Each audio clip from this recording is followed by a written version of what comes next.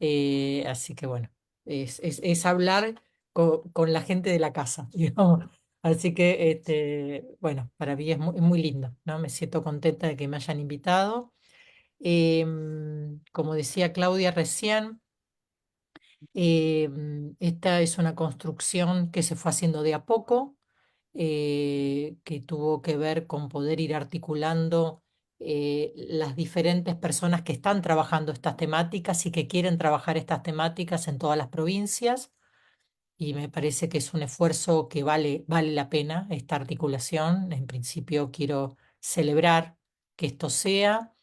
Yo vengo de una construcción que tiene que ver con esto porque es el área género de APBA, ¿no? De la Asociación de Psicólogos y Psicólogas y Psicólogos de Buenos Aires, donde creamos en el 1995 el Foro de Psicoanálisis y Género con Irene Meller, y muchos saben que el foro fue una idea mía, y que lo armamos, y que éramos un grupo, yo soy segunda generación, un grupo de psicólogas feministas que en los tempranos años 70 en la Argentina ya empezaron a trabajar los temas ligados a la salud mental y al género, fundamentalmente en ese momento al género mujer, ¿no? Era estudios de la mujer, pero se empezó a trabajar todo lo que tenía que ver con las marcas patriarcales de la psicología, de la salud mental y del psicoanálisis en particular.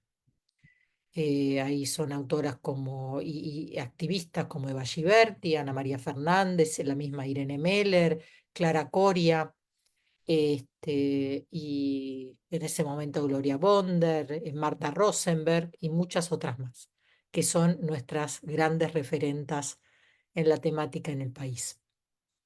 E incluso con producción propia antes de que se hayan recibido otras autoras de otros países, ¿no?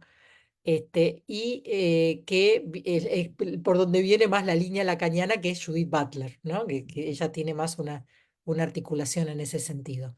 Pero hemos tenido todo un desarrollo previo acá en la Argentina y ya de traducción de autoras extranjeras, en ese momento Lucy Irigaray, ¿no? Se la traducía, Nancy Chodorow, etcétera, por lo menos para nombrar dos autoras importantes, Juliette Mitchell, que se fue traduciendo para poder tener una producción.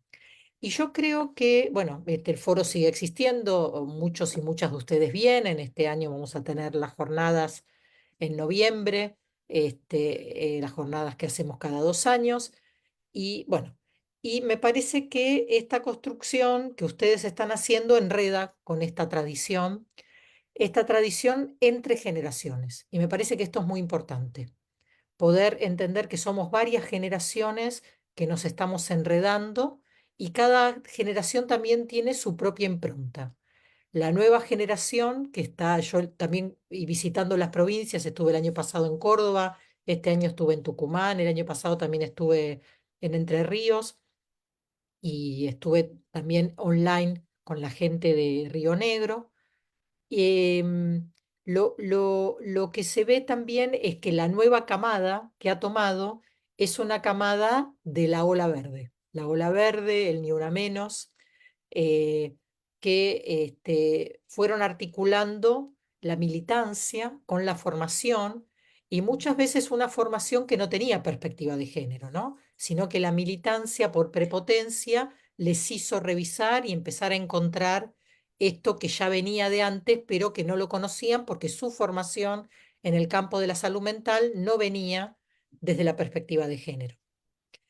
Y eso también pasó con otras personas que no se metieron en la temática, que no querían meterse en la temática, que siempre nos criticaron y nos decían que estábamos fuera del campo, porque lo social y donde yo ubico el género también están la determinación social, las determinaciones políticas, estaban fuera del campo, ¿no? Estaban fuera del campo. O incluso algunas personas que trabajaban desde lo social, el tema de género era un tema menor. ¿M? Era un tema menor con respecto a la desigualdad de clase y no una articulación entre ambas cosas, y eso todavía alguna gente lo sigue repitiendo, incluso compañeros muy queridos, compañeros y compañeras muy queridos. Entonces, en este sentido, muchas de la nueva generación también, además de militantes, son personas que trabajan que trabajaban, por lo menos, y algunas siguen trabajando en políticas públicas. Entonces también había una necesidad de tener bagaje teórico para trabajar de otra manera en las políticas públicas, fundamentalmente en todo el crecimiento de políticas públicas con perspectiva de género y de derechos que ha habido en los últimos tiempos, por suerte. ¿M? Y yo diría, y ahí ya me voy a meter en la coyuntura actual, quiero hacer este reconto porque me parece que es importante saber que no nacimos ayer. ¿M? Es muy importante porque saber nuestras raíces nos permite fortalecernos aún en las crisis. ¿M? Y nos permite entender que no es tan fácil tirarnos y pasarnos por arriba porque hemos pasado muchas. ¿M? Y entonces, así como nos volvimos a poner de pie en otras circunstancias, eso mismo va a pasar cuando por fin podamos dar vuelta esta ola neoliberal acérrima que nos está embatiendo en este momento. Bueno, entonces, yo diría que esta es la primera crisis fuerte desde que crecimos tanto, ¿sí? Porque hemos atravesado otras crisis, pero no teníamos un crecimiento como el que tenemos en este momento. No teníamos presencia en todo el país, no teníamos tantas redes, tanta gente tan comprometida, con tanta experiencia, con tanta formación. Por lo tanto, aunque es una crisis terrible la que estamos atravesando, es un momento terrible, tenemos un piso alto desde el cual partimos. Y yo creo que precisamente por este piso alto desde el cual partimos es porque somos enemigas de este modelo. No por nuestros errores, sino por nuestros aciertos. Porque tocamos ciertas cuestiones muy fuertes de nuestra sociedad. Tocamos los pactos patriarcales. Tocamos el impacto que tienen los pactos patriarcales en la salud mental, en el abuso sexual infantil, en la violencia de género, en la desigualación cotidiana, en la psicopatología efecto de la desigualación, de vivir en condiciones de no dignidad, ¿sí?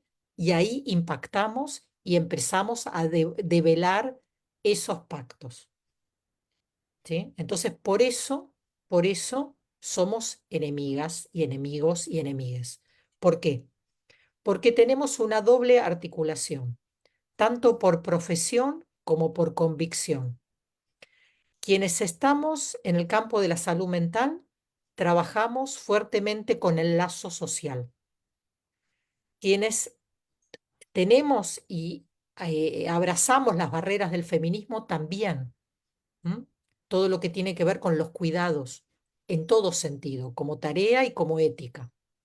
Y por lo tanto, para implementar este tipo de leyes y este tipo de forma de vivir, donde el otro es un enemigo, el otro es alguien de que me tengo que defender, el otro es alguien con quien no tengo que empatizar, porque todo lo hago por mí misma y nací de un repollo, ¿m? Y no necesito a nadie y nunca voy a necesitar, que esa es la filosofía que está detrás de este modelo. Para eso tengo que destruir a todas aquellas personas que construyen y apuntan al lazo social. ¿M? Este es un mundo muy complejo, este es un mundo muy complejo, están pasando cosas muy feas en todos lados, pero también las cosas buenas que pasan no las sabemos, porque también hay una infodemia muy fuerte, es decir, una transmisión constante de todas las catástrofes que generan una insensibilización muy fuerte que nos impide pensar. En Argentina, desde el retorno a la democracia, hubo progresivamente políticas de género. Desde los años 90 ya empezamos a tener algún tipo, aunque sea muy chiquita, de política de género. Y esto fue progresivo hasta que tuvimos el primer ministerio, que fue en esta última gestión. ¿M? Y además, esto lo digo también porque hay como una operatoria de hacer coincidir políticas de género con el último gobierno. Y esto no es así. Fue el crecimiento más grande de algo que ya venía, anteriormente, y que en todo caso fue una convalidación en términos altos, en más alto nivel de la política pública, porque el movimiento feminista tenía mucha legitimidad social y mucho poder de calle. ¿M? Entonces, esto hay que mirarlo de esa manera y es muy importante ver esa diferencia y también porque había personas muy comprometidas con el movimiento en el gobierno. No necesariamente porque el presidente estuviera especialmente comprometido, sino porque había muchas personas en la alianza que estaban comprometidas con esto. Y esto lo digo porque quienes estuvieron más cerca del ministerio saben que la nominación de ministra fue una cosa muy compleja y la nominación de la segunda ministra fue una cuestión muy compleja, ¿sí? Que eso hizo que también perdiera legitimidad, bueno, muchas cuestiones que no quiero abordar ahora, si quieren después las podemos No se instalar. escucha lo que estoy hablando. No se escucha. Creo yo que no se Está escucha. muteado. A ver.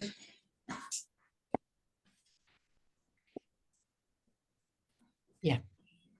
Por otra parte, quería, Eh, no, sí, yo estoy escuchando. no sé si alguien puede silenciar.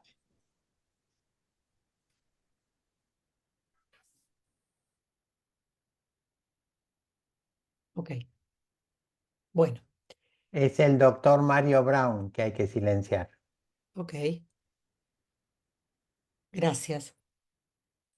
Por otro lado, lo que les quería plantear es que jamás pensé, y lo digo como militante feminista, que en mi vida iba a asistir a la legalización del aborto en la Argentina. O sea, como digo, nunca pensé que iba a haber un gobierno como este. También les puedo decir que nunca pensé que iba a haber un logro como el aborto legal. Pensé que nuestro país no le llegaba para eso. ¿Por qué quiero decirles estas dos cosas? Porque parece que da para lo peor y para lo mejor. Y además porque nos podemos seguir sorprendiendo, incluso para mejor. Y esto lo quiero decir como mensaje, aún en un momento donde estamos muy vapuleadas y vapuleados, saber que la historia no se terminó, ¿sí? Y que todavía pueden venir buenos tiempos. Por supuesto, no caerán del cielo, pero esto lo quiero plantear. Em,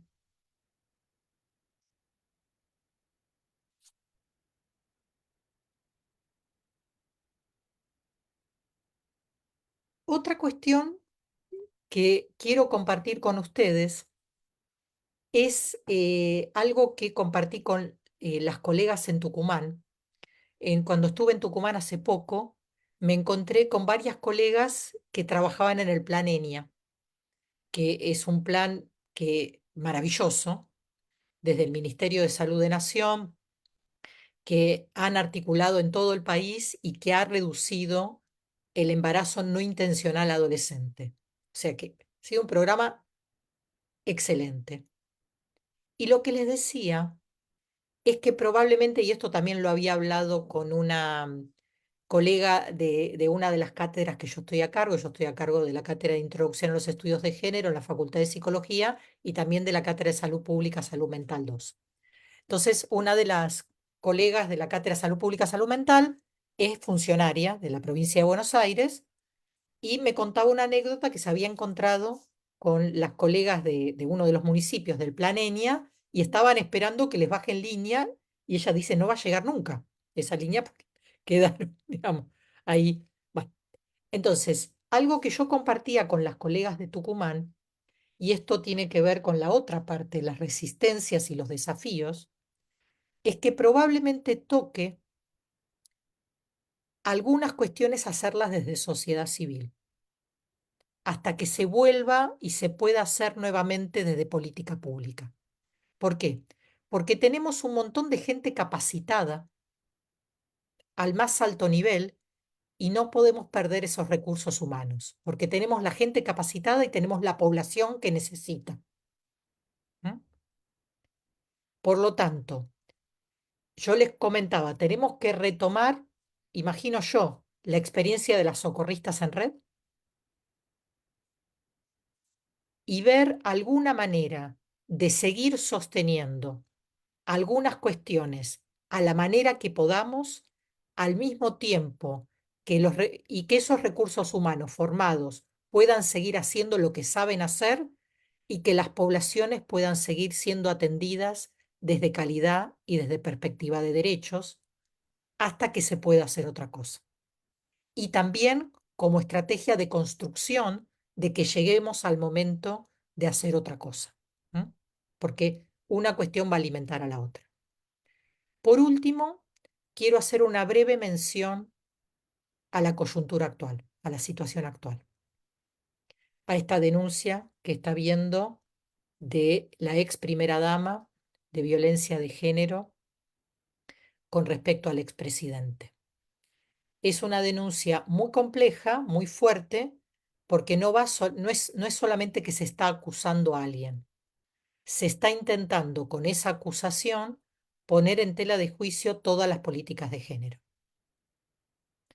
Porque si ese presidente, que fue el que durante su gestión se hizo el ministerio y se legalizó el aborto, es un violento, es una manera de legitimar lo que este gobierno quiere hacer y hizo, que las políticas de género no hacen falta. Entonces, como nadie maneja todos los efectos políticos de lo que gestiona, por un lado están logrando esmerilarlo y golpear al movimiento, pero por otro lado se colocó el tema de la violencia de género como problema. ¿Mm? Se quiso negar y al mismo tiempo ahora tienen que afirmar solamente para oponerse. Ese es un tema. El otro tema es que la abogada de la ex primera dama es una persona de este gobierno.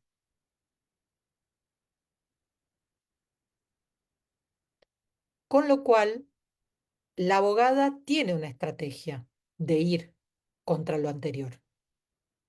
No es una denuncia cualquiera de violencia de género. ¿Sí?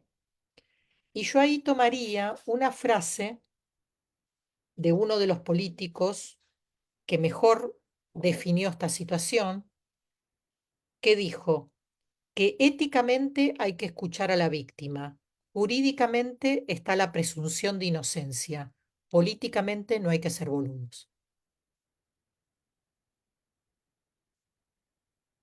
¿Sí? Entonces, digo, Grabois, exactamente. Entonces, me parece que hay que escuchar, siempre escuchamos, pero jurídicamente lo va a tener que probar y también va a tener que probar el impacto de lo que quiere llevarse puesto, que es al feminismo y a las políticas de género.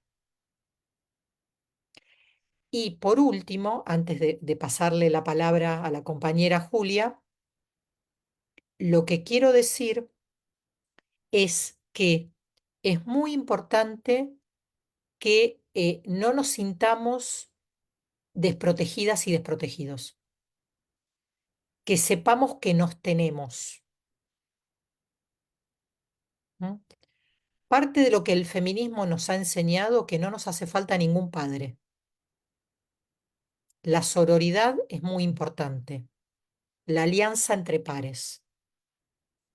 Nos tenemos que hablar, tenemos que pensar, tenemos que escucharnos y tenemos que pensar para las próximas elecciones a qué candidatos vamos a aceptar y a quiénes no.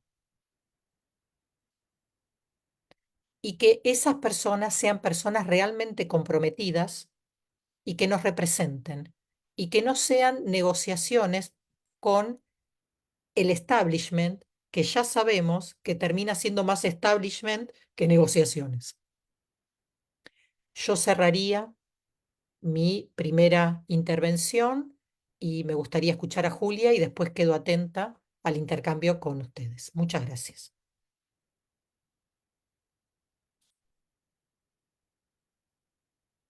Bueno, hola, buenas noches, muchas gracias Débora y gracias a las compas por la invitación. Em, bueno, un poco presentarme también y escuché atentamente a Débora y quizás hacer algunos comentarios también.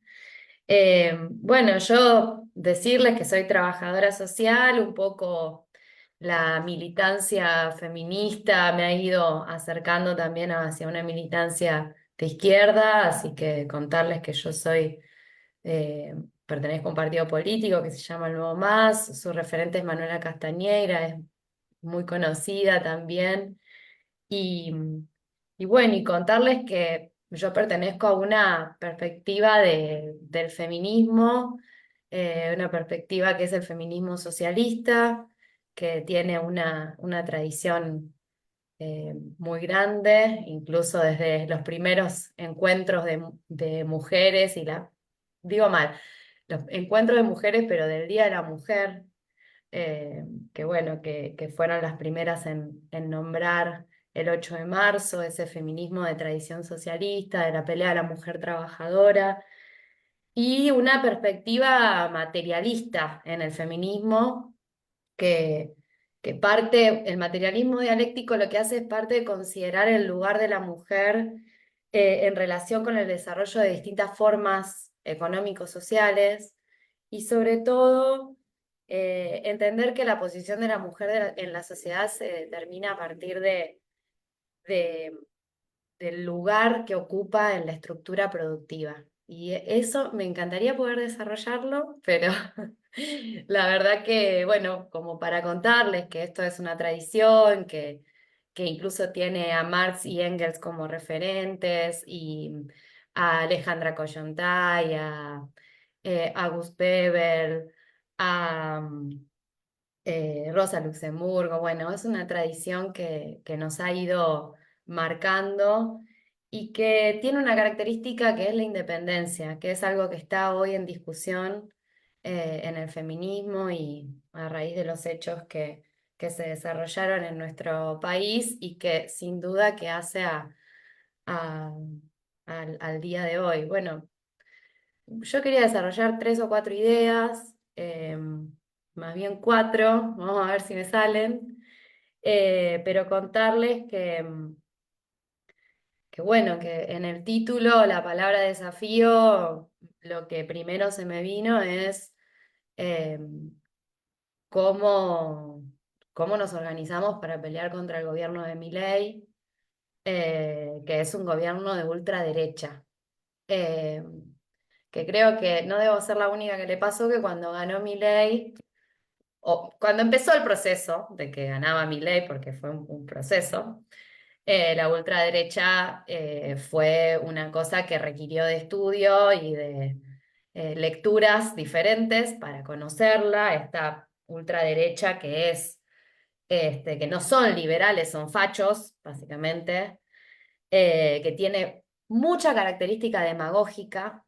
Hay mucha demagogia, por eso también no hay que comprar todos los buzones, todas las fake news. Eh, el discurso anticiencia, ¿no? Que tiene rasgos, vieron que hay mucho terraplanismo, mucho antivacunas, bueno, todo ese discurso anticiencias, eh, todas tendencias que crecieron mucho en la pandemia. Y bueno, y que cuando se produce la primera victoria de Milei, se da esto nosotros planteamos en su momento la declaración de guerra, que Milei era una declaración de guerra contra los trabajadores, las mujeres, la diversidad, las juventudes, era una declaración de guerra en todos los niveles. eh, Les estudiantes, las personas con discapacidad, bueno, así, ¿no? Como una cosa que hubo todo un sector que entendió qué significaba Eh, bueno, obviamente, antiaborto, antiderechos, ¿no? Como una cosa, el discurso de odio, que es una característica, y también un gran eclecticismo ideológico a nivel internacional, ¿no? Como que por ahí Trump ocupa un lugar mucho más proteccionista en lo económico, a nivel europeo tienen otras características la ultraderecha, pero bueno, saben en qué juntarse. Y sobre todo se juntan en eso, en las características antiderechos, ¿no? Em, y bueno, por supuesto que el movimiento de mujeres y la diversidad es un enemigo, es uno de los primeros enemigos y es un enemigo declarado.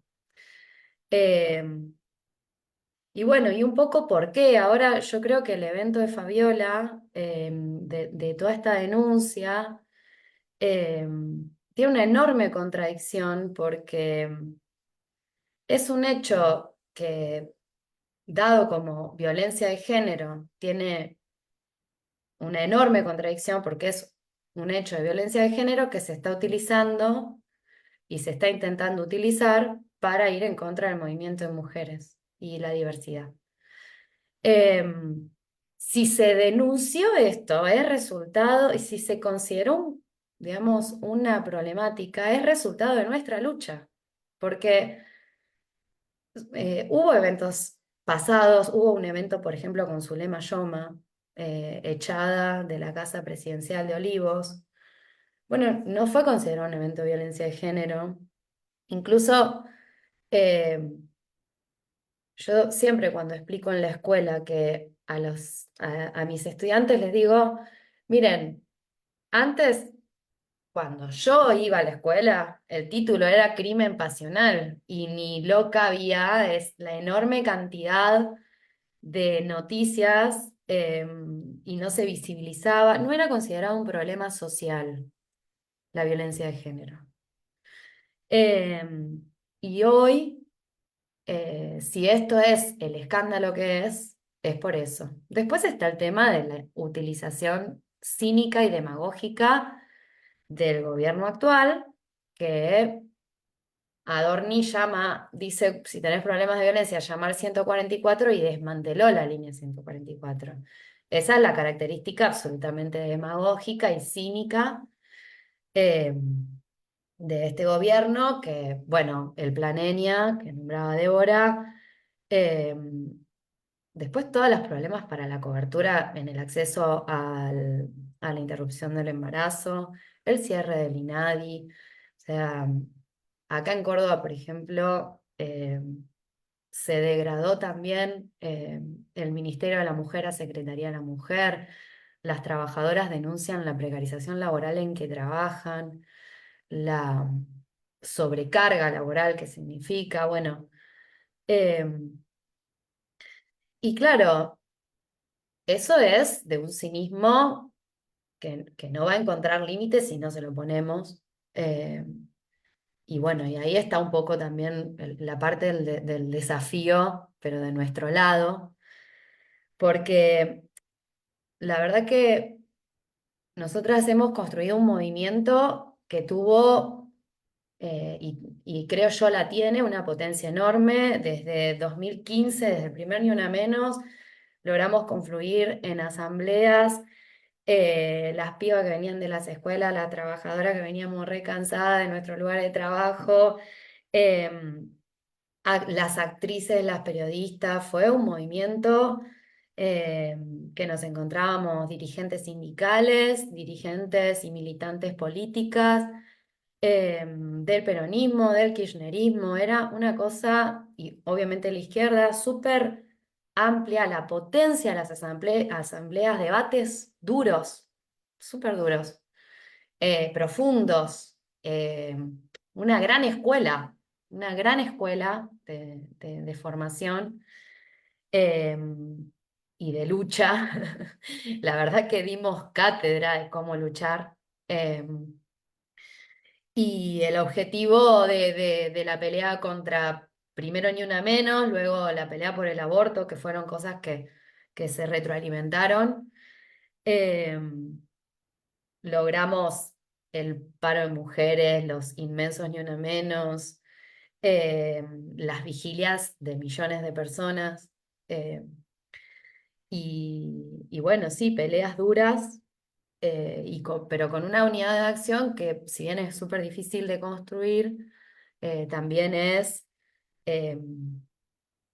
es lo que logró poner en jaque eh, a los distintos gobiernos y bueno, fue como una cosa que era innegable, que necesitábamos el aborto, que bueno, logramos abrir la discusión, ganamos una mayoría social, ganamos la legitimidad, ¿no? Que fueron cosas muy, muy, muy históricas que realmente yo también nunca creí que íbamos a ganar el aborto. Em, pero que hubo un quiebre, pensaba hoy yo lo viví en vivo en la asamblea, la discusión de la designación de Alberto Fernández como candidato a presidente, luego la campaña. Y esto lo digo con mucho respeto, eh, sabiendo también lo que le pasa a la persona que también está del otro lado, pensando qué pasó con esa campaña, qué pasó con ese referente. Eh, Porque bueno, en realidad los límites de Fernández también se vieron, no es que no los vio el movimiento. Eh, Se hizo un ministerio, pero que tuvo muy poco presupuesto, entonces siempre estuvo como en tela de juicio. En la pandemia se reclamaron políticas, acá hicimos una de las primeras movilizaciones acá en Córdoba, fue ahí al Polo de la Mujer, lo del barbijo rojo que se hizo a nivel nacional, que claro, había como una sensación de insuficiente. Eh, y en realidad, eh, ahí es donde aparece la palabra independencia y es desde donde hablamos desde el feminismo y desde la perspectiva que defendemos desde Las Rojas, que de alguna manera la importancia de la independencia del movimiento para poder seguir peleando por nuestros derechos se pone ahora sobre la mesa, y que es una manera también de defender al movimiento, ¿no? Porque el feminismo tiene una potencia, es internacional la potencia que tiene el feminismo. El feminismo fue el primero en hacerle una marcha a Donald Trump en Estados Unidos. Al día siguiente de su asunción hicieron la Women's March. En el otro mandato, ahora hay de nuevo elecciones presidenciales, que lo de Kamala Harris también lo puso en jaque, digamos, por más que es otro tipo de fenómeno, no es claramente el movimiento, pero es mujer y es inmigrante, ya está, lo puso en jaque y está a favor del aborto. Eh, el Eli Now contra Bolsonaro, que fue de las mujeres y la diversidad, multitudinario, de las movilizaciones más grandes que tuvo Brasil eh, durante el gobierno de Bolsonaro. Entonces, claro que somos un enemigo, el enemigo número uno. Nosotros acá tuvimos el 8 de marzo, fue la primera movilización gigante eh, contra Milei, que absolutamente eh, esperable, pero a la vez no sabíamos cómo iba a pasar, cómo iba a ser, ¿no? Eh, y bueno, y ahí está la apuesta, ahí está la apuesta. Eh, en realidad hay una cosa de que la pelea contra el patriarcado es una pelea eh, histórica que no va a venir de la mano de un gobierno el fin del patriarcado, ¿no? Eh, y me parece que la pelea es, por eso la importancia de la independencia, porque lo conseguimos de esa manera, lo conseguimos con con movilizaciones, con asambleas, bueno, hicimos cientos de miles de cosas en, en nuestros lugares de trabajo, de estudio, en la calle, nos movilizamos. eh, y, y bueno, me preocupa muchísimo en este contexto cómo convocarnos a eso nuevamente, ¿no? en no dejarnos pasar por arriba por el protocolo mentiroso, el protocolo ilegítimo de Bullrich, que dicen que no podemos salir a la calle, em, en no dejarnos aplastar por esa cosa de que, bueno, que los que lo votaron, los que no lo votaron. Me parece que es urgente la respuesta en la calle. También se dio en la lucha educativa, en el 23 de abril. Al gobierno le dimos varias golpes a este gobierno de ultraderecha. El del 8 de marzo, el 23 de abril, lo dejamos ahí contra la espada y la pared. Después vino todo lo de la ley Bases, que también hubo mucha lucha, mucha pelea. Eh, pero bueno, ahí requiere también una reflexión profunda en relación a... No tenemos muchas herramientas para pelear. Ahora, mañana se quiere votar la ley de educación como servicio esencial. Claro, y lo primero que quieren atacar es el derecho a huelga de las docentes, encima, mayoría mujeres.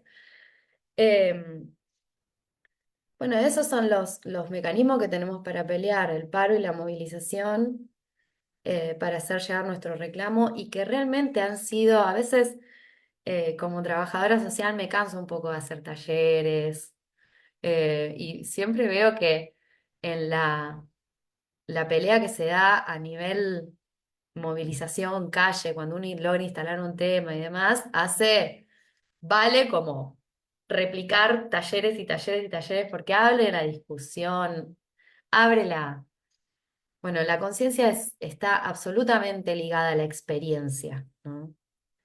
Entonces, eh,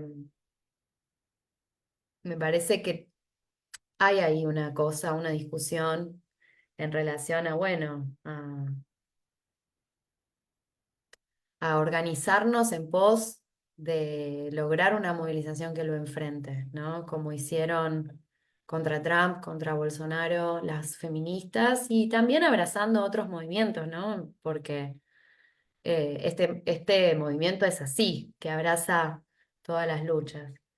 Así que bueno, seguro me dejé un montón de cosas por incluir, pero nada, intercambiemos un poco y retomamos.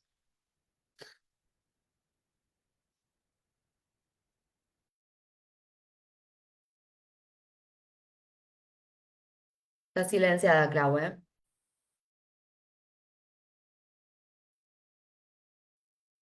Ahí está. Muchas gracias, Juli. Sí, siempre quedan muchas cosas por ahí por decir. Em, Pensaba por ahí, no sé si querían conversar entre ustedes o ya abrimos a una ronda de preguntas, que les vamos a pedir que sean por el chat porque somos, como habrán visto, muchas, y si abrimos el micrófono a cada uno no nos va a alcanzar el tiempo. Entonces por ahí les invito a que vayan poniendo comentarios, preguntas, lo que quieran por el chat, y en todo caso vamos recogiendo esas preguntas y esos comentarios. Bueno, no sé si de lo que han escuchado hasta acá, Julia y Débora, quieren comentarse mutuamente algo o abrimos directamente al grupo. Eso ahí como lo prefieran. Yo abriría porque me parece Bueno, que por lo menos hay muchas coincidencias y ujú, las diferencias tienen que ver con las tradiciones y ujú, que eso somos el feminismo. Entonces me ujú. parece que no, eh, y, Mm. y yo abriría, hablemos, me Bien, parece que perfecto. estaría como lo más rico, no sé. Sí, me parece, sí, yo lo escuchaba igual, ¿no? Como mucha coincidencia en muchas cosas y después, bueno, esas particularidades que hacen a las diferencias que tenemos entre todos, digamos, la alteridad propia. Eh, Voy a dejar un link ahí en el chat, les aviso para quienes quieran certificado de este conversatorio, más allá que se hayan inscrito algunas personas, por favor ingresen a ese link, dejen los datos, porque con esos datos se van a hacer los certificados. Ahora lo pego. Quizás lo que sí Eh, retomaría, más que discutir, retomaría algo que dijo Julia, que dijo, ajá. entre muchas cosas que dijo, pero algo que son fascistas. Me parece que no hay que olvidarse de eso. Ujú, digamos, porque hemos tenido otros neoliberales que no eran fascistas. ujú, Entonces, acá hay una articulación que me parece que es importante porque tienen todas las herramientas de causar miedo, generar terror. Esto es ujú, algo, y el terror al cuerpo, el tenerte todos los días entretenido con alguna cuestión para que no puedas pensar y no puedas hacer lo que tenés que hacer. Eso han hecho los fascismos que ujú. han, digamos, han tenido posibilidad de gobierno en el mundo. Entonces es una experiencia, por algo estamos leyendo en muchos lugares de nuevo cuestiones que se pensaban en los 20 en los 30, ¿no? Porque hay algo que se parece a ese momento histórico. También fue un momento histórico de mucho movimiento social, de mucho movimiento político y movimiento de mujeres también, de disidencias también. Hubo un avance en muchos países del tema de la diversidad sexual en los años 20 y 30, fundamentalmente incluso en Alemania, ¿no? Donde el fascismo fue tan fuerte y después vinieron a destruir todo eso. Entonces me parece que hay ciertas herramientas de ese momento que nos pueden servir para poder defendernos también y tener anticuerpos, saber con quién estamos enfrente, ¿no? Eso retomaría eso porque no es un tema menor, eso es una muy importante caracterización de esta gente. Sí, algo que comentaban las dos desde distintos lugares, tanto Débora, cuando decías, bueno, es importante que en ese recorrido que hacemos sobre los logros que podríamos ubicar dentro de los derechos de las mujeres y disidencias, hay toda una historia que es importante verla y no creer que esto empezó en el 2016 o en el 2018 con el debate por el aborto. Me parece que es muy valioso eso hoy, cuando la realidad por momentos es tan aplastante, porque además decía, parecía que completaba Juli cuando decía, bueno, las vigilias y también señalaba un montón de cosas que a este gobierno han golpeado y que no le han sido gratis, por ejemplo, bueno, después vino la ley de bases, pero mientras tanto hubo todo un freno que se pudo dar y que fue por la organización social que por ahí por momentos parece incipiente, por momentos parece que no hace ni cosquillas, pero por el momento frena, detiene, demora, no es menor, me parece. Eso yo la verdad es que creo que es como una de los aportes que nos dejan un poco hoy, las dos. Sí, un poco, Em, sí, perdón. Juli. Sí, No, por supuesto. que, claro, o sea, esto de que son fachos, la discusión, ¿no? Si es fascismo, hay un autor que nosotros estudiamos mucho, que es Enzo Traverso, que habla de los posfascismos. Porque en realidad, claro, comparado con el fascismo de la prohibición de los partidos políticos, de la prohibición de los sindicatos, de las asambleas, los toques de queda que tuvieron los fascismos, ¿no? Bueno, las características de los fascismos del siglo XX, obviamente, no se podrían comparar con esto. Claro, nosotros le decimos facho porque, bueno, si lo pudieran revivir a Videla, lo revivirían, o sea, son una cosa con todo esto que pasó, con las fotos que se fueron a sacar a Ezeiza, bueno. En realidad, más que fascismo, nosotros lo que vemos es que son como gobiernos que intentan, eh, por el momento lo intenta Milei, pero todavía no lo logra, son gobiernos iliberales, como más bien bonapartistas, ¿no? Pero en realidad también el régimen le ha puesto muchos límites, ¿no? Esto de hablarle de espaldas al Congreso, negar la división de poderes, tratar de reunir todos los poderes en la figura del presidente, y entonces eso sería el bonapartismo, ¿no? Como por encima de la división de poderes. Y la verdad que la institucionalidad le ha marcado bastantes cosas, de hecho, el fracaso de la primera ley, eh, incluso ahora la negociación para la nueva ley, esos son marcas, encuadres que le ha puesto al régimen, pero sin duda que fue un acierto me sale, pero bueno, fue un triunfo para el gobierno, se anotó unos por otro al conquistar esa ley, la ley bases. Y no es casual que post ley bases intente otras cosas, otras arremetidas, ¿no? Por ejemplo, mañana la ley de esencialidad. Em, pero es importante la caracterización porque también hacia dónde ir, ¿no? Porque sí tenemos la posibilidad de organizarnos y de pelear contra eso. Hay mucha preocupación por la gobernabilidad en los partidos políticos, ¿no? Entonces, todo el tiempo está la discusión, incluso la CGT, las centrales sindicales, ¿no? En todo el tiempo eh, hay una limitación, un límite a la organización desde abajo. Hay como todo el tiempo circula la pregunta de qué pasa que la gente no se mueve. Ay, pero ¿por qué somos tan pocos? ¿Por qué no respondimos a esto, no respondimos a lo otro?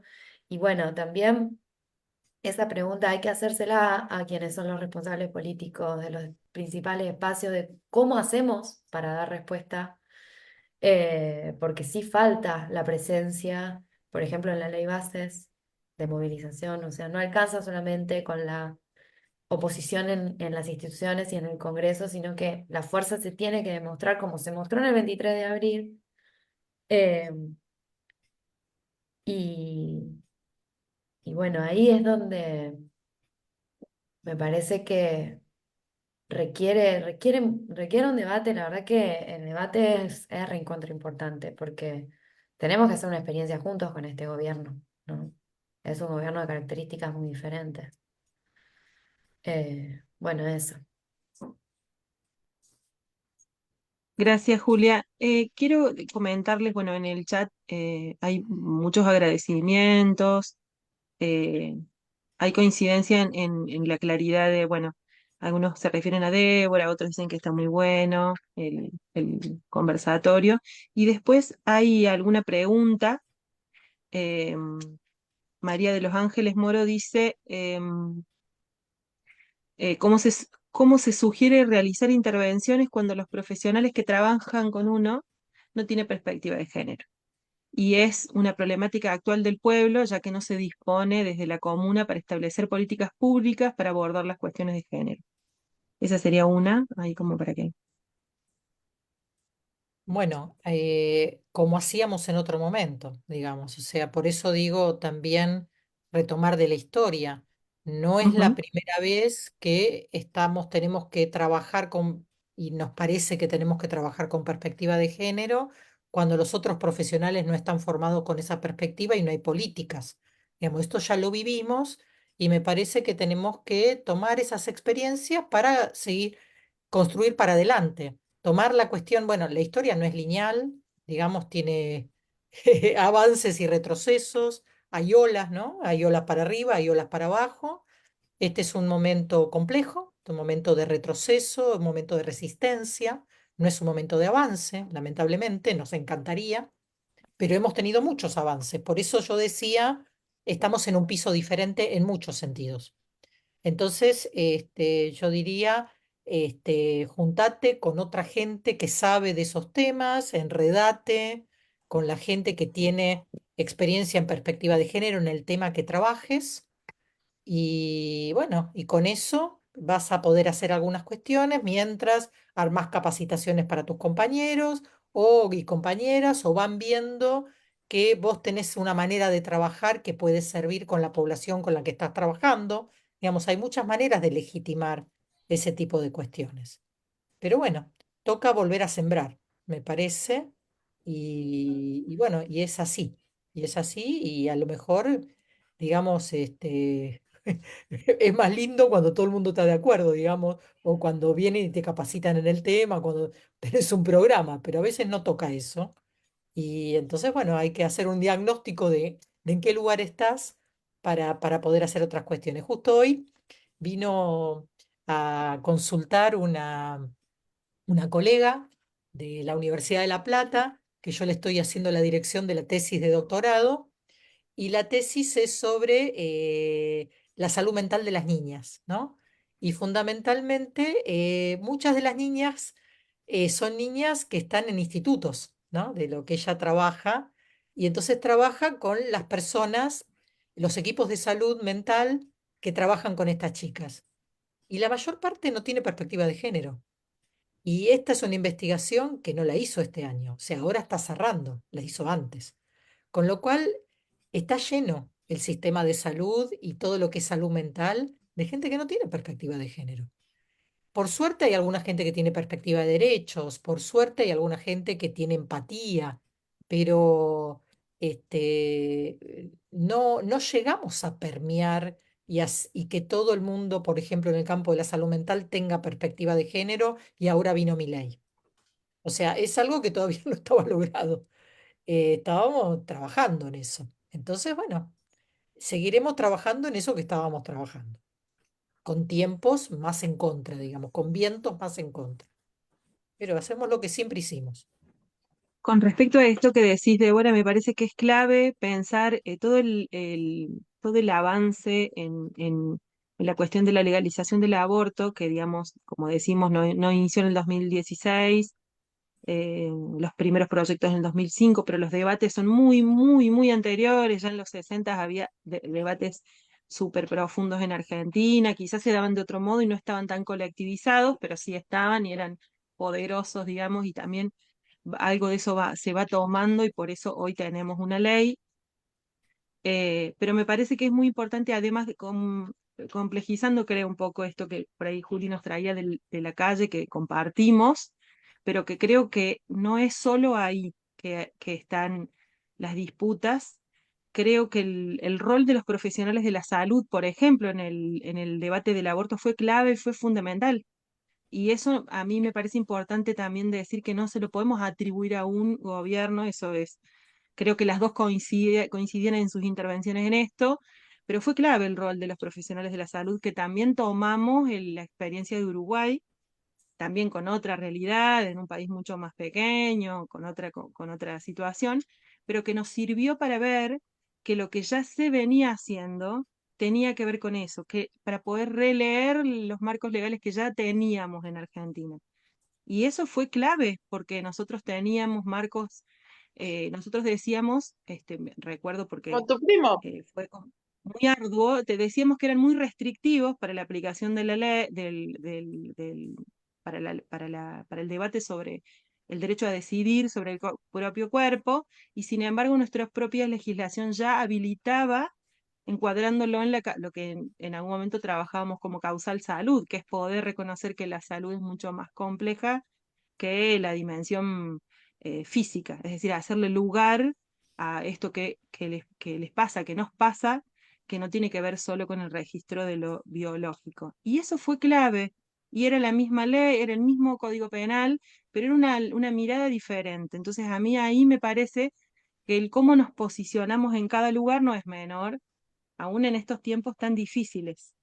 Eso fue clave porque los acompañamientos en salud existieron desde mucho antes de la legalización del aborto y se encuadraban en la causal salud. Digo, bueno, no es para abundar tanto en eso, pero sí para traer la importancia de que no da lo mismo cómo nos posicionamos cuando esta colega pregunta ahí, bueno, ¿qué podemos hacer? Débora dice, lo de la formación creo que es estratégico, eh, formación, porque además, digamos, estos temas que estamos hablando son la mayoría problemáticas prevalentes, tanto en el consultorio individual como en quienes trabajan en comunidad, como en el sector salud, no son cuestiones ajenas o marginales. Entonces es todos los días, es lo que hacemos desde nuestro lugar profesional también. Entonces me parece que esa es un lugar estratégico y es un lugar legitimado también, que eso no lo tenemos que dejar de lado, digamos, ¿no? Es en la calle, pero también es en cada lugar donde estamos. Yo ahí diría varias cuestiones a propósito de lo que planteas que me parece Ujú. importante poder compartir y no suponer que todo el mundo conoce. En principio, por ejemplo, yo hablé de la Asociación de Psicólogos y Psicólogas, ¿no? El Foro de Psicoanálisis y Género, pero también puedo hablar de la cátedra en la que estoy a cargo. Es una cátedra que tiene 36 años en la Facultad de Psicología. Es una cátedra que se fundó en el año 87, ¿no? Porque en ese momento, con la vuelta a la democracia, la multisectorial de mujeres se armó, era muy importante, y venía el grupito del SEM, que eran estas mujeres psicólogas feministas, y entraron, volvieron a la universidad pública, ¿no? Con el retorno a la democracia. Y la decana de ese momento le dice a Ana María Fernández, mira, podés hacer una cátedra, ¿no? Y Ana aprovechó la oportunidad y la hizo, ¿no? Y en ese momento se hizo el posgrado con Gloria Bonder, después Gloria Bonder se fue, hizo Flaxo, yo qué sé. Pero les quiero decir como que estas cosas no son de hoy, y digamos, y éramos una cátedra marginal, no nos conocía nadie, optativa. Hay gente que se encuentra conmigo y me dice, cuando yo estaba no estaba la materia, sí estaba, no la conocías, ¿no? Y después, bueno, después la gente la conoció, digamos, o yo qué sé, Julia también habla del movimiento feminista socialista, digamos. En el siglo XIX se hablaba de los derechos reproductivos, del derecho al aborto de las mujeres trabajadoras, digamos, no es algo nuevo. En la vida de Freud, Freud escribió en una revista feminista porque él estaba de acuerdo con los derechos reproductivos, porque él decía que la moral victoriana estaba en contra de la salud mental de las mujeres, o sea, la tenía clarísima. Entonces, me parece que, digo, y volviendo a los fascismos, el propio Freud se tuvo que ir de Austria porque los nazis lo vinieron a buscar a Freud, digamos. Entonces, digo, eh, historias de lucha, de cómo se van haciendo las cuestiones y cómo vamos y venimos todo el tiempo. Y esto me parece que sirve también para momentos duros, no como consuelo, sino como reservorio, reservorio de cosas que se pueden hacer y que hay que hacer. Y por otro lado, Claudia, otra cuestión que contaba es cómo se hizo la legitimación social del aborto, que fue anterior a la legalización, ¿sí? Y ahí fue una estrategia que se empezó a tejer en los encuentros nacionales de mujeres, que también es algo muy importante argentino, ¿no? Ahora es el Pluri, pero nació como Encuentro Nacional de Mujeres, y ahí todos los grupitos que estaban en el país, que estaban a favor del aborto, se juntaron y armaron una estrategia conjunta. Eso fue sumamente poderoso, ¿no?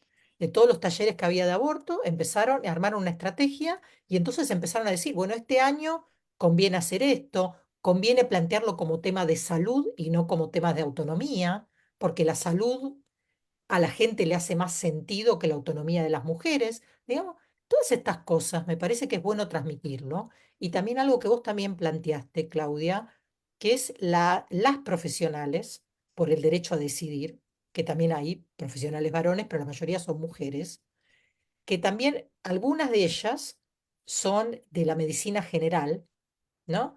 Y también tuvo que ver con la instauración de la residencia de medicina general en la Argentina.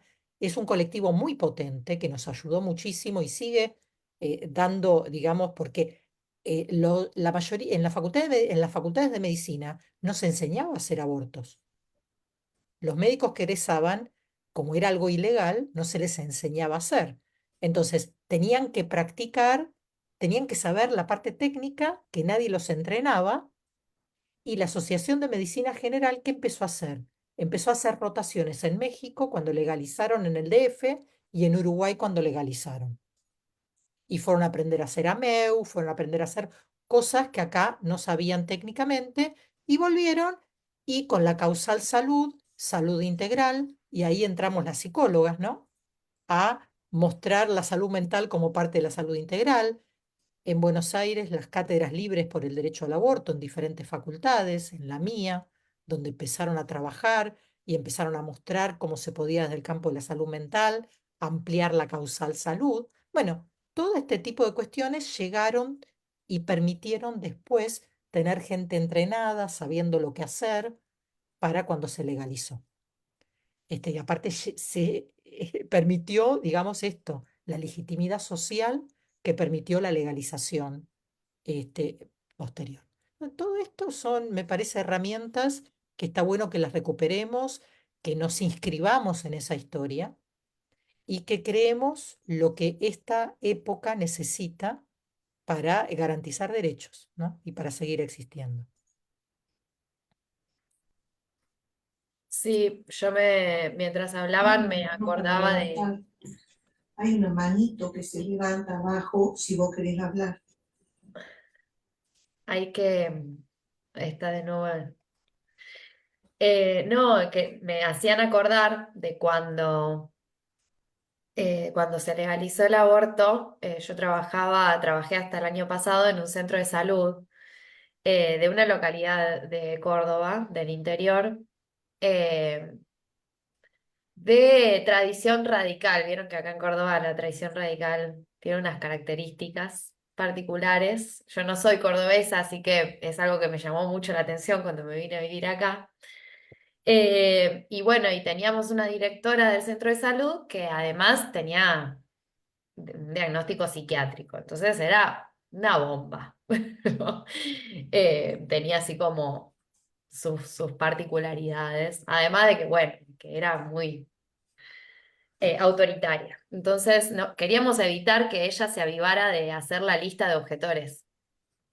Entonces, hicimos toda una estrategia para lograr tener todos los aceitado todo el caminito para lograr tener la medicación, eh, hasta que, bueno, que llegó el momento que necesitábamos su firma, eh, y bueno, hicimos toda una estrategia ahí como para lograrlo, porque bueno, realmente esto para decir que aún con la ley, era, eh, vos sabías que la tenías de tu favor, de tu lado, pero bueno, aún así, em, la reacción estaba, ¿no? Y por dónde podía venir.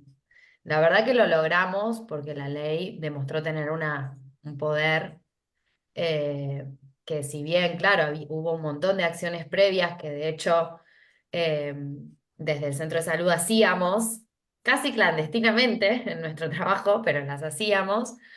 eh, la ley nos permitió, bueno, obviamente potenciarlo, desarrollarlo y legalizarlo ahí también. Incluso que se cambie la mirada, esto de haber ganado la legitimidad, o sea, por más que están las posiciones ideológicas y todo, no se cuestiona de la misma manera el aborto como una de las opciones, ¿no? Eso cambió socialmente, a la vez que es impresionante que en las escuelas medias ya casi no ves estudiantes embarazadas, por ejemplo, y fue también eso, eh, producto de la discusión social, ¿no? Que se abrió en ese momento, que bueno, que la importancia de acceder al método anticonceptivo y bueno, y toda esa parte, eh, logramos instalar, fueron como cosas que logramos instalar de la mano. Eh, y, y bueno, la verdad que ninguna conquista es definitiva en ese sentido. Sabemos que para las mujeres, para los trabajadores, bueno, para los sectores, los distintos sectores oprimidos, estoy pensando mucho en esta charla en las personas con discapacidad. Recién hubo una intervención de Tucumán, de incluir salud de Tucumán, que están sufriendo recortes y ataques por todos lados. Sabemos que ninguna conquista es definitiva, y la cosa es cómo la defendemos, que no sé si notaron que después del 8 de marzo durante meses no habló Milei del aborto, lo dejó por un rato el tema, pero si este gobierno avanza va a ser una de las primeras cosas que intente hacer. Entonces, por eso, cada minuto que pasa de este gobierno es un peligro. Es un gobierno peligroso. Eh, Creo que eso está claro, como en la charla. Me parece que en donde más hay diferencia es en cómo se responde. Obvio que desde los lugares de trabajo vamos a hacer de todo, como siempre lo hicimos.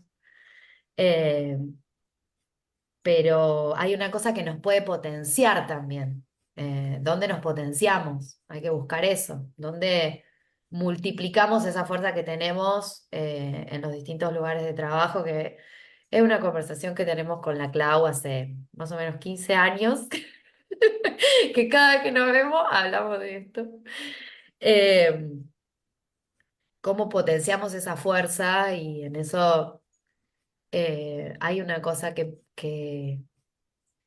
que esa irrupción en la calle, hablándole a la política, ¿no? Hablándole a los responsables políticos, tiene un efecto, bueno, tiene ese efecto de la historia, ¿no? Como lo han demostrado los distintos movimientos a través en los distintos momentos históricos. Eh, y además esa característica que tenemos como movimiento, que no tenemos nada por encima, nada nos limita. A diferencia de los trabajadores que tienen grandes centrales sindicales que son grandes centros de poder y una mediación enorme para organizarse y salir. Nosotras hemos creado nuestras herramientas eh, y, y bueno, hay algo ahí de enfrentar al gobierno en la calle que nos potencia eh, y que de alguna manera nos empuja. eh, Llega un punto en que no tenés otra manera de hacerlo. Mañana no hay otra que no ir a Congreso por lo de la ley de esencialidad educativa, si no la van a votar, ¿no? O sea, puede que un día le cueste más conseguir un voto, otro día le va a conseguir, lo va a conseguir y está. Entonces tiene que haber una fuerza social que exprese la voz. Y para que esa voz social se exprese, necesitas eh, lo colectivo en la calle, ¿no? Intento explicarlo. Sí, eh, sí. Juli, perdón, ¿Vale? sí, creo que era como podríamos seguir conversando sobre eso, pero me gustaría por ahí también compartir. Hay algunas otras apreciaciones y preguntas en el chat. Bueno, alguien planteaba la importancia de la transversalidad de de las luchas y traía la cuestión de las cuestiones ambientales, que bueno, también son bastante actuales. Y después Florencia Iturriza plantea,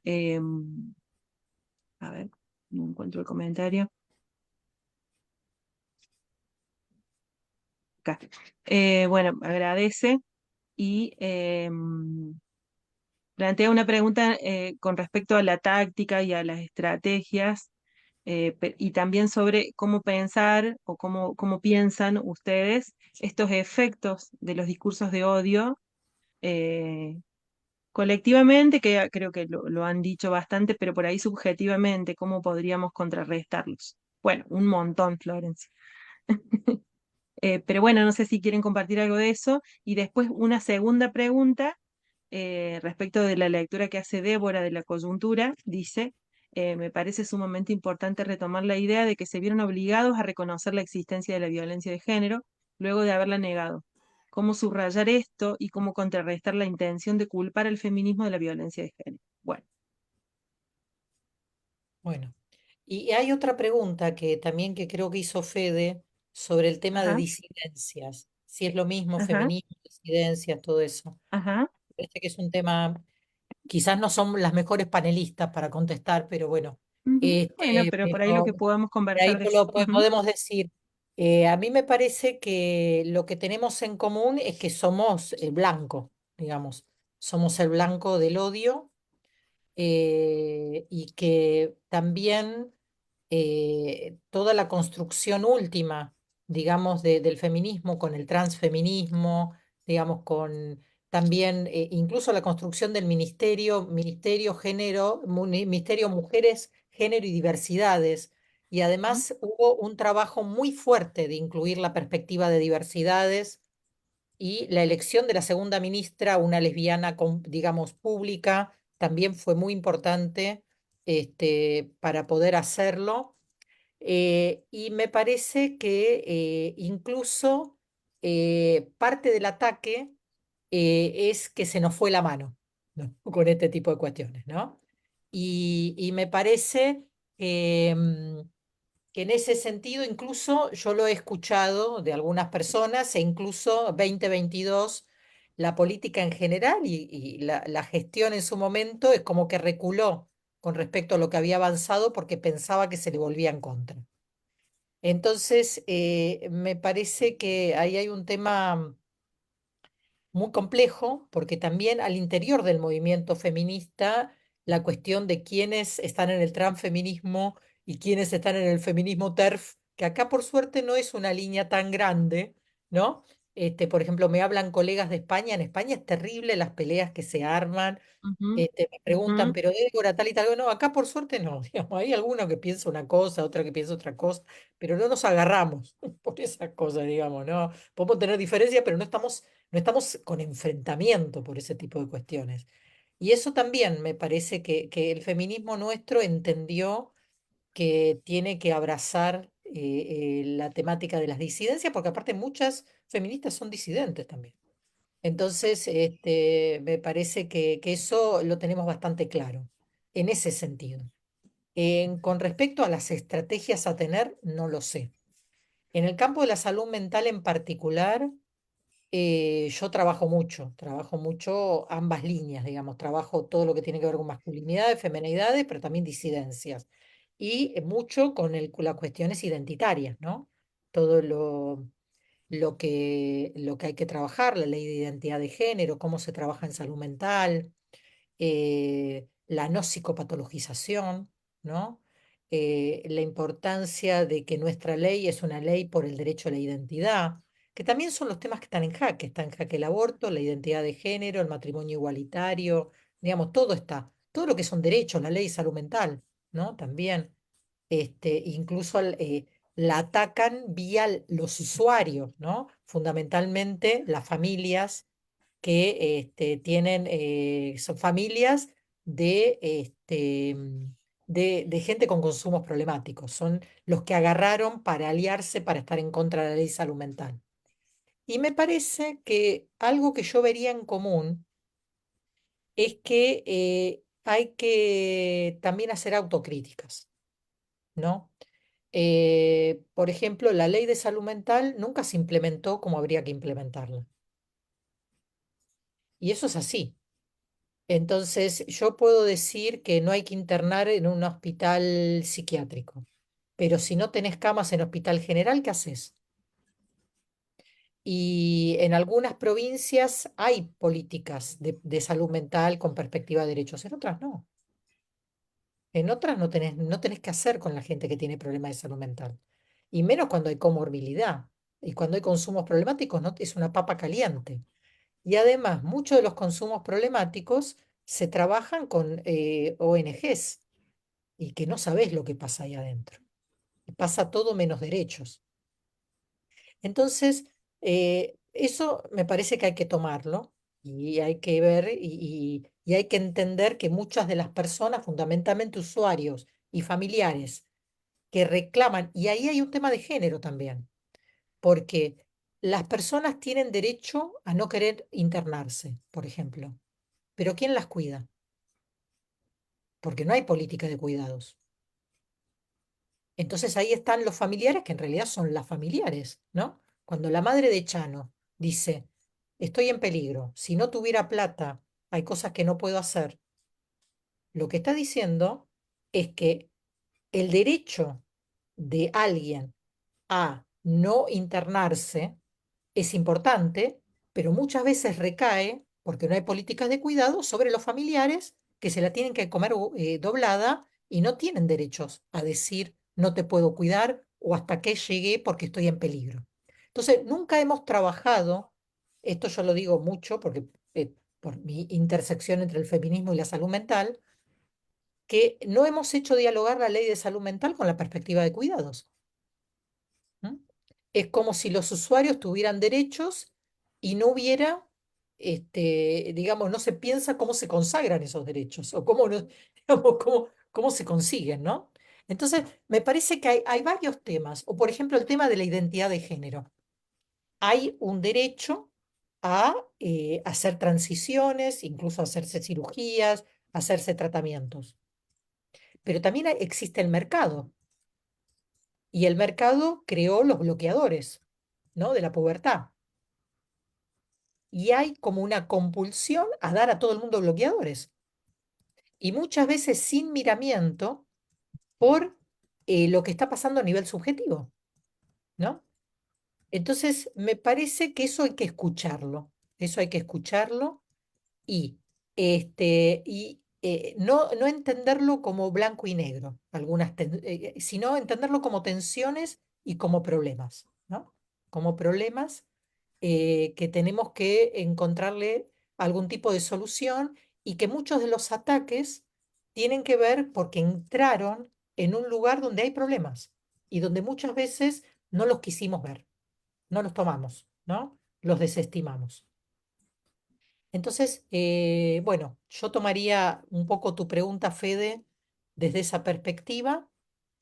Y después con respecto a lo que la otra colega planteó sobre mi lectura de que tuvieron que asumir que hay violencia de género, me parece que eso hay que tomarlo, hay que aprovechar la oportunidad, hay que hablar de la violencia de género, de la importancia de la violencia de género, de que algo que decía Julia también, que gracias al feminismo se le cree a Fabiola porque a Zulema no se le creyó, ¿no? Zulema no solamente la dejaron en la calle con toda la ropa, sino que Zulema fue nuestra Simone de Beauvoir. Dijo, yo aborté y Carlos pagó mi aborto, ¿no? En un momento donde Carlos Menem incluso llevó a la presidenta del Consejo Nacional de la Mujer a una celebración en el Teatro Coliseo del niño nonato, ¿no? Entonces, digo, me parece que hay que tomar estas cuestiones para aprovechar. Si lo pusieron en agenda, hay que dar vuelta a la cuestión. El otro día me llamaron de la radio para hablar de este tema y una de las cosas que pude transmitir es que cuando vos sos alguien del poder, la persona que te violenta, digamos que ejerce violencia de género, tiene muchas más posibilidades de ser impune que alguien de clase media o sector popular. Ese es un concepto que nosotras sabemos y que la gente no sabe. O sea, aprovechar para meter cuestiones, aprovechar para decir que no es psicopatología. Alberto no es un psicópata, es un hijo sano del patriarcado. Es un tipo, es un machirulo típico de doble discurso, ¿no? Que elige una mujer trofeo, una mujer más joven, una mujer a la que piensa que puede manejar, ¿no? Que al mismo tiempo hace política con mujeres poderosas y hace alianza con el movimiento de mujeres y aprueba el aborto. Digamos, es la misma persona, ¿no? Ni ángel ni diablo, ¿sí? Entonces, y estas son, me parece, categorías que tenemos, conceptos que tenemos y tenemos que aprovechar, como en el judo, ¿no? La fuerza del otro para instalar los debates que tenemos, ¿no? Molestar donde tenemos que molestar, seguir planteando las cuestiones y, por otro lado, también el otro día me comentaba una colega que ha trabajado con la cátedra conmigo y ahora trabaja en la OBD, y me decía que, porque vieron que Adorni salió a decir que la línea 144 existe, pero la llama de violencia familiar o como antes se llamaba de violencia de género, ¿no? Y lo que me estaba comentando esta colega es que con esto de que el gobierno dice que la violencia no tiene género, se están tomando muchas denuncias de violencia de varones y se les da protección por situaciones de violencia no graves, al mismo tiempo que se está desprotegiendo a mujeres en situaciones de grave, sí, o sea, de urgencia y de riesgo de vida.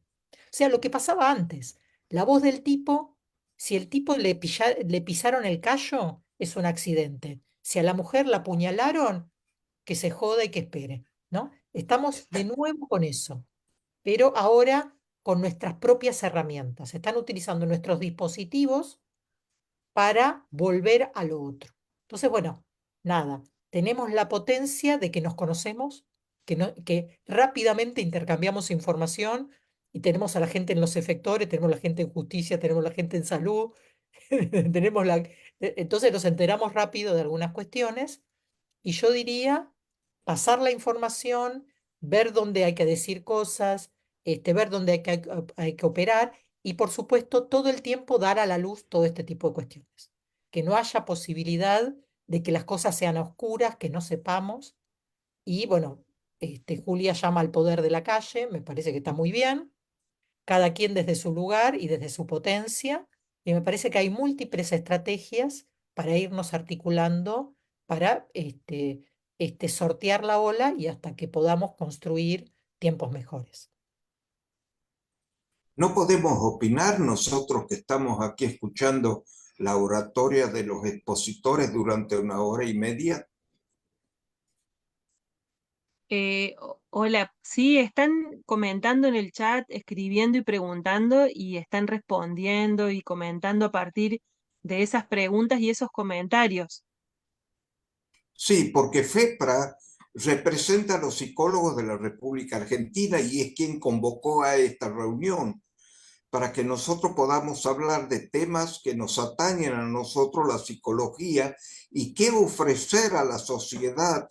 Por ejemplo, soluciones del el femicidio que está ocurriendo diariamente, el maltrato de la mujer que está ocurriendo desde la teoría, desde lo psicológico, y responder, por ejemplo, al tema del aborto, ¿por qué consideramos legal que tiene que ser el aborto? Bueno, es muy sencillo, se puede tomar otros países de avanzada, cómo trabajan con el aborto, y explicar de que una persona, ya sea una niña, adolescente o mujer madura que necesita abortar o que pide abortar, se dirige a un hospital público donde hay una comisión de profesionales integrada por un psicólogo, un obstetra y un asistente social, quienes en conjunto con la persona, con esta niña, mujer o adolescente y sus familiares deciden si está indicado el aborto sí o no.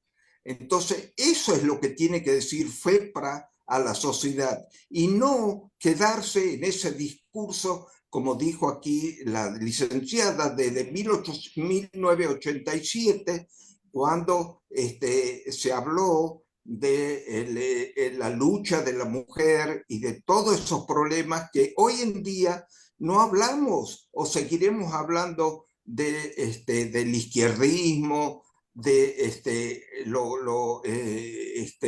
que son gente con una tendencia política determinada. Nosotros tenemos que restringirnos a nuestra opinión como psicólogos, como profesionales de la salud mental, y tenemos que aportar desde ese lugar y no quedarnos en esa crítica, como por ejemplo dijo recién la licenciada, que somos blanco del odio. ¿Qué es eso que somos blanco del odio? Esa no es una respuesta profesional que debemos dar a la sociedad. Debemos decir qué es lo que hay que hacer, qué es lo que corresponde hacer con respecto a la mujer que está siendo maltratada y los recursos que se deben implementar y cómo modificar las leyes y cómo comenzar a discutir con los jueces cuando tenemos las condenas que no se cumplen o gente que son liberadas, hombres que son liberados después de haber hecho intentos de asesinato, secuestro y demás violencia. Entonces hay que modificar la justicia, eso es lo que hay que proponer o decirle desde FEPRA, desde esta institución de psicólogos, a la sociedad y no quedarnos con esa discusión de que Fabiola está haciendo un intento de desprestigiar más a la Cristina o al kirchnerismo o a Fernández. Eso no es problema nuestro. Nosotros tenemos que rescatar los aspectos que nos interesan para modificar las leyes, para modificar las conductas que tiene que tener el gobierno con respecto a la práctica de la psicología, a la práctica de la autoridad cuando tiene que intervenir para evitar la prevención del delito. Y cómo esto que pasó con Fabiola y Fernández nos tiene que servir de lección justamente para explicar lo que hay que tener en cuenta y por qué el Ministerio de la Mujer no actuó como correspondía en su momento. Entonces, los malos funcionarios que hacen uso de su título, de su función, para actuar incorrectamente y no proteger a la mujer, eso es lo que hay que denunciar. Bueno, me parece que está bueno que Perdón, disculpen, quiero hacer un vos comentario y también una comentar. propuesta. La propuesta para todos, digamos, y esto era una pauta de trabajo de esta reunión de hoy, tan agradable que venimos teniendo, que se basa en el respeto y que yo quería comentarle a Mario, porque él preguntaba sobre cómo conversábamos. Venimos conversando desde hace ya casi 2 horas y los colegas vienen aportando en el chat sus comentarios y sus preguntas y a partir de eso vienen conversando Débora y Julia de una manera muy respetuosa. A mí me parece que tenemos que respetarnos entre colegas. Quiero invitarnos a todos a que cuidemos estos espacios porque no hay tantos espacios para comentar y también decirnos y recordarnos que en Argentina el aborto es una ley, no necesitamos ver en otros países porque en Argentina el aborto es una ley y hace mucho tiempo, ya hace varios años, que se viene implementando en las instituciones de salud pública y también en las instituciones privadas. Es decir, digo, bueno, esto, para volver a que tengamos una forma de trabajo que sea para todos igual, pedirnos que vayamos al chat, comentemos, preguntemos ahí todo lo que nos parezca. No tenemos por qué estar de acuerdo, pero sí tenemos que respetarnos. Eso sí es una pauta para todos, respetarnos. No sé si Débora, Julia quieren comentar algo a partir de alguna intervención o seguimos por ahí. Hay algunas otras preguntas y comentarios. Me parece que está bueno que sigamos con otras preguntas, ¿no? Me parece que lo que planteó el colega ya está contestado. Y esta no es una capacitación. De hecho, yo he ido a Córdoba a capacitar, he ido a Tucumán a capacitar, a Rosario a capacitar. Soy la titular de la Cátedra de Estudios de Género de la Facultad de Psicología. Me paso todo el tiempo capacitando colegas. Pero esta no era una reunión de capacitación.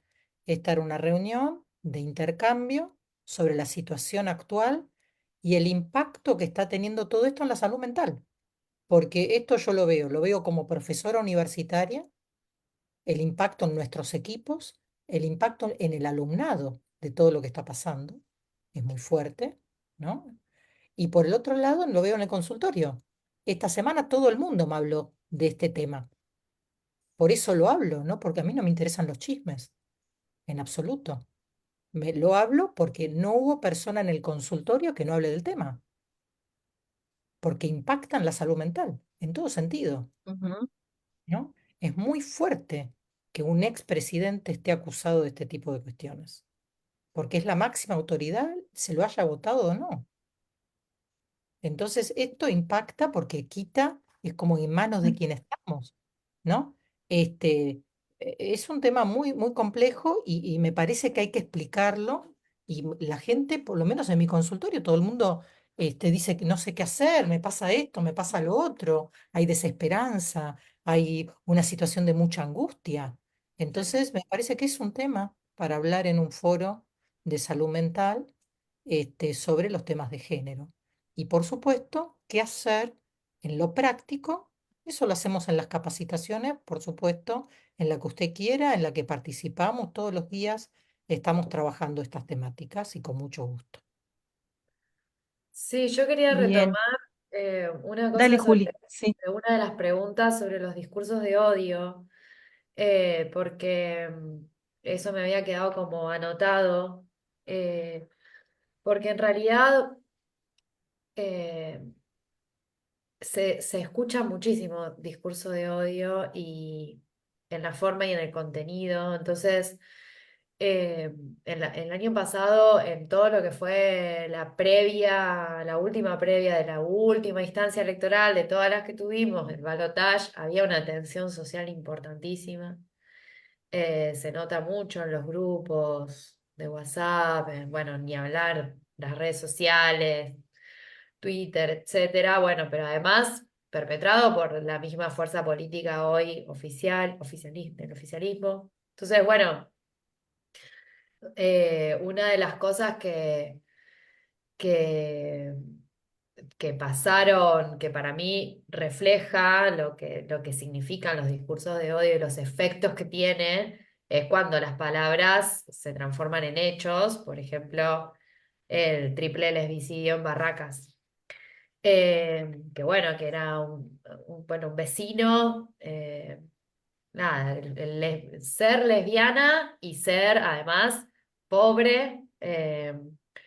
Eran 4 mujeres viviendo en una habitación del barrio de La Boca, de una pensión alquilada, esas pensiones que se pagan por día o por quincena, mientras vas juntando la plata, vas pagando, que son súper caras además, porque se aprovechan de esto del día a día. Que personas que habían estado en situación de calle, que trabajaban en la calle mismo vendiendo cosas, etcétera. Bueno, tuvo una cosa de vulnerabilidad social enorme.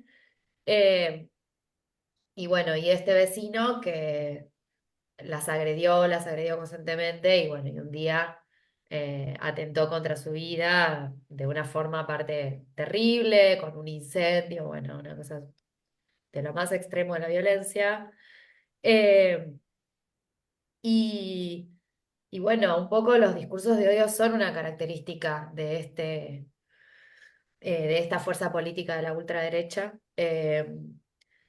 Es recontra interesante como para analizar el fenómeno y verle las aristas que tiene, porque es bueno, esto de que lo trabaja Traverso en algunas categorías que dice elaborar, como construir un enemigo, ¿no? En Europa el enemigo del posfascismo es eh, los musulmanes, las personas de religión que no, en realidad, bueno, se homologa todo lo mismo, como la gente que nació en Medio Oriente, en alguno de los países de Medio Oriente, con la religión se homologa todo, ¿no? Entonces, bueno, que es como el nuevo antisemitismo. Y bueno, y acá en Argentina hubo todo un fenómeno, y lo hay actualmente, de uno de los enemigos construidos es el pobre, es la persona pobre. Y otro de los enemigos construidos somos nosotras, el movimiento de mujeres y la diversidad. O sea, somos blancos de ese odio, eh, qué sé yo, el odio que sufre, por ejemplo, Telma Fardín. Así, una piba que denunció a su abusador y es víctima del hate y del odio y de descreer sus palabras hasta, bueno, hablar de su historia y de si tenía su historia en su familia, antecedentes de eso, bueno, toda una cosa. Eh, y bueno, y sí, la verdad que las palabras en realidad son, anteceden a los hechos en el sentido de que eh, ya en la forma en que se habla se ve lo que están dispuestos a hacer. Por eso es que también hay que frenarlo y es que es re importante cómo peleamos contra eso. Eh, También, incluso con todo esto de los genocidas, ¿no? Cómo reivindican la dictadura y todo eso. Bueno, hay todo un discurso represivo en este movimiento, eh, que bueno, que es peligroso y que se pueden hacer un montón de cosas para frenarlo, ¿no? Eso. Yo diría también que, insistiendo en esto de la salud mental, esto tiene impacto en salud mental. Ujú. Porque hay mucho malestar, hay mucho malestar sobrante, mucho, la gente está muy mal, la gente está muy deprimida, ¿no? Hay mucho desasosiego, mucho desasosiego. Han aumentado los niveles de violencia por cosas mínimas, ¿no? Muchas peleas por cosas muy sencillas. eh, y también el miedo, hay mucho miedo, ¿no? Durante la campaña había mucho miedo, ahora hay mucho miedo, tenemos miedo por los chicos también, ¿no? Estas cuestiones de la venta de órganos, de la desarticulación de los programas de trata, bueno, Loan, ¿no? Claramente también eso le salió el tiro por la culata, porque tampoco había trata y Loan es un chico tratado, ¿no? Ya se sabe, robado para la trata. Entonces lo trataron de disfrazar de 20.000 maneras y, y tuvieron que decir lo que es. Entonces, me parece que esto es muy importante y forma parte dentro del campo PSI, no está por fuera del campo PSI. Forma parte de lo que estamos trabajando todos los días. Entonces, por eso celebro que FEPRA haga este espacio, que este espacio sea dentro de nuestra Federación de Psicólogos y Psicólogas de la República Argentina, a la cual tengo el gusto de pertenecer. Y como decía Claudia, se empezaron a trabajar estos temas dentro del área de derechos humanos. Me invitaron, por suerte, a Córdoba, creo que 2016, cuando se empezó a trabajar. Y bueno, celebro que nos hayan invitado, que les interese, que haya tanta gente en este chat, que es un montón de gente, y que podamos ir entre todos y todas eh, un mejor momento de bienestar, un mejor momento de bienestar que incluye, por supuesto, nuestras subjetividades. Bueno, muchas gracias. Bueno, gracias a las dos, Julia, Débora, y a todos quienes están presentes hoy en este conversatorio. Em, quedan opiniones y muchísimos agradecimientos y más líneas por seguir trabajando que bueno, no nos va a alcanzar esta jornada, quizás quede para otro momento. Había alguna referencia a las situaciones de las adultas mayores. Bueno, creo que lo de disidencias y diversidades tampoco le pudimos dar como mayor profundidad.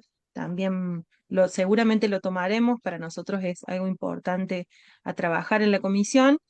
Y quería, bueno, quizás como tomar algo que me parece importante que nos propone ahí Rocío Ramos en el chat. Dice, bueno, toca volver a sembrar, ¿no? Me parece que vale la metáfora, eh, y para sembrar necesitamos, bueno, tener que sembrar, ¿no? Y me parece que un poco hoy salió mucho el tema del legado, del acervo, de la acumulación, aunque no sea siempre para adelante, como nos decía Débora, pero sí me parece que es importante hacer una revisión histórica de lo que nos viene pasando en el país, en el mundo, el atravesamiento de estos temas, en las cuestiones disciplinarias también, porque las cuestiones de género no son exclusivamente de la psicología, y eso es importante también decirlo. Pero sí nosotros quienes nos toca después desde nuestra tarea profesional, bueno, trabajamos e intervenimos en contextos que son muy diversos, muy diferentes, en ámbitos y áreas muy distintas, pero que finalmente nos toca encontrarnos con otros seres humanos, otras personas, otros sujetos, dependiendo de qué perspectiva nos paramos, y ahí es donde no podemos desconocer lo que va pasando, lo que pasa en los medios, otro tema inmenso, ¿no? Para abordar. Seguramente les iremos invitando otros conversatorios para trabajar sobre estas cuestiones, pero me parece importante eso, ¿no? Despedirnos con la idea de que nos incluye a todos esto y que todo lo que vamos haciendo desde diferentes lugares. Julia nos traía el tema de, bueno, la organización y la lucha en la calle, pero también está también están estos otros espacios que decimos, como como los espacios de formación, como los espacios de ejercicio profesional, y todos los otros lugares que se nos ocurran, porque creo que todo lo que hemos ido avanzando ha sido ir entrelazando de diferentes maneras, ¿no? No creo que se dé en un solo lugar. Así que bueno, la verdad es que es muy esperanzador todo lo que fue surgiendo a pesar de un contexto que es difícil, ¿no? Era un conversatorio que nos hacía muchas preguntas de cómo podíamos trabajarlo, porque es un contexto duro el que nos toca, ¿no? Entonces no es tan fácil. Em, bueno, agradecerles a todos por quedarse hasta los últimos momentos y decirles, por favor, que quienes quieran certificado no se vayan. Yo puse 2 veces en el chat el link. Por favor, entren ahí, que van a poder encontrar para poner sus datos, y bueno, después les llegará por mail. Bueno, agradecerles mucho por quedarse hasta el final.